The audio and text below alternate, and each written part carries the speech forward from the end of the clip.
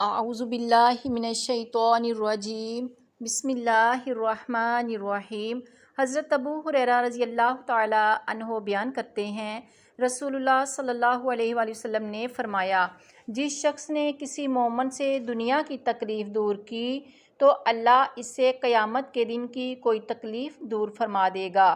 جس شخص نے کسی تنگ دست پر آسانی کی تو اللہ اس پر دنیا اور آخرت میں آسانی فرمائے گا۔ جس نے کسی مسلمان کی عیب پوشی کی تو اللہ تعالیٰ اس کی دنیا اور آخرت میں عیب پوشی فرمائے گا۔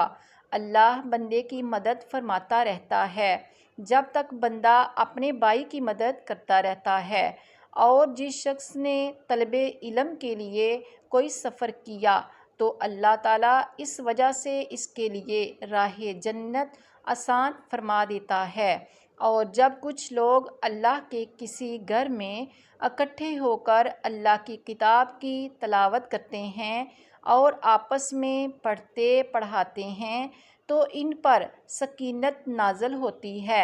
رحمت انہیں ڈھانپ لیتی ہے، فرشتے انہیں گھیر لیتے ہیں، اور اللہ اپنے پاس سے فرشتوں میں ان کا تذکرہ فرماتا ہے، اور جس کے عمل نے اسے پیچھے کر دیا تو اس کا نسب اسے آگے نہیں بڑھا سکے گا۔